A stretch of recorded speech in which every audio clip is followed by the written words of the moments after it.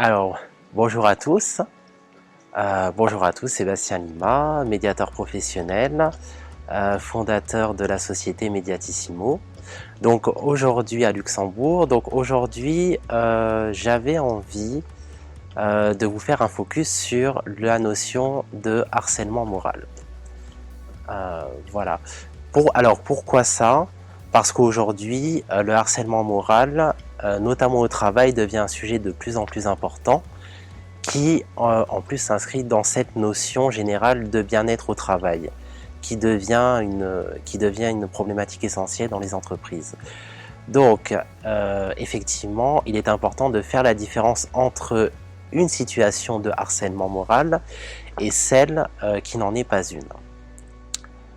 Alors déjà, dans un premier temps, qu'est-ce que le harcèlement moral et comment est-ce qu'on le définit? Alors, le harcèlement moral se définit premièrement par une conduite qui est abusive, systématique et répétitive. Ça, c'est le premier élément. Deuxième élément, le harcèlement moral se fait sur le lieu de travail. Donc, soit par des gestes, par des paroles, soit par une relation, une organisation qui met en danger une personne, soit sur sa qualité professionnelle, soit sur son emploi, sur sa santé, son identité, sa vie privée, et qui a pour conséquence de détruire l'ambiance de travail d'une équipe avec un comportement qui est souvent pervers, qui conduit à un abus de pouvoir, une violence qui est plus ou moins visible, asymétrique et punitive, et surtout, qui est pour moi le plus important, une volonté qui est consciente ou inconsciente de nuire ou de détruire. Et j'insiste sur le fait que ça peut être inconscient. Voilà.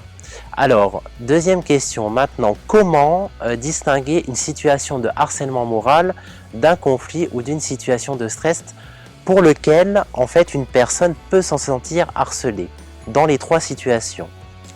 Alors, dans une situation de harcèlement moral, donc vous avez déjà un premier élément. Seul un des protagonistes donne son opinion. Donc dans le sens où vous avez en fait une absence totale de dialogue. Deuxième élément, la situation est figée et elle n'évolue pas quand vous êtes dans une situation de harcèlement moral. Vous avez également un troisième élément qui est important, il y a l'existence de non-dits. Pourquoi? Parce que la communication est coupée. Ensuite, vous avez également donc une absence de lien avec les impératifs du travail, que ce soit par exemple avec les objectifs ou alors avec la charge de travail, ça n'a aucun lien. Vous avez seulement certains individus qui sont concernés par le harcèlement. Alors très souvent, le harcèlement moral est une source extérieure à la personne. Le harcèlement moral aussi, vous avez une situation qui est toujours négative, il n'y a jamais rien de bien et qui va. Vous avez également une atteinte de l'état de santé durable si aucun changement ne survient dans le contexte de harcèlement moral pour la personne harcelée. Vous avez également la mise en place d'une stratégie de pression qui est mise en place par le harceleur. Vous avez également des actions ciblées du harceleur contre la personne harcelée. Vous avez également de la part du harceleur des faits répétitifs et qui sont en constante augmentation.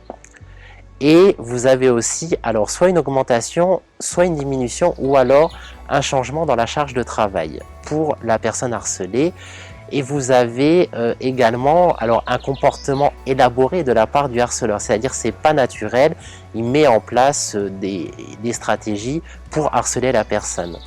Alors à l'inverse, quand vous êtes dans une situation conflictuelle, les deux parties réagissent et s'expriment. Dans une situation conflictuelle, en règle générale, la situation évolue. Elle est source de renouvellement et d'organisation, puisque en fait, vous avez des personnes qui expriment leur point de vue. Vous avez les reproches qui sont clairement nommés, c'est-à-dire que chacun va dire à l'autre ce qu'il pense.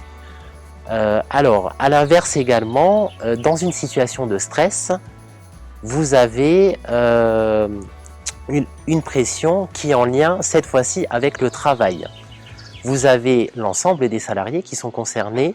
Vous avez également un lien direct avec la personne elle-même en situation de stress. Vous avez, souvent, le stress est vu de manière positive, sauf si la charge est vraiment trop importante. Le stress disparaît généralement avec le repos, ce qui n'est pas le cas du harcèlement, d'un harcèlement moral. Le stress est une manifestation naturelle de l'être humain, ce qui est important. Le stress est le résultat d'une pression environnementale aussi, donc de la structure de l'entreprise. La situation de stress est floue et souvent sans préméditation.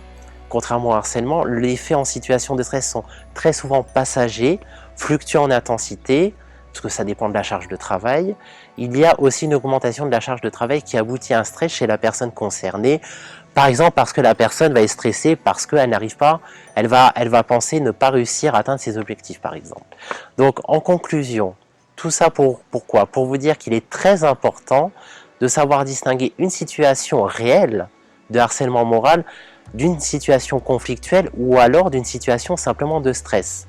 Alors effectivement que la personne peut avoir cette fausse impression d'être également harcelée aussi bien en situation de stress ou de conflit, alors que elle n'est pas en situation de harcèlement. Voilà, donc je vous remercie de liker la vidéo, de faire des commentaires, de poser des questions auxquelles je me ferai un grand plaisir de vous répondre, et je vous dis à très bientôt pour une prochaine vidéo. Au revoir.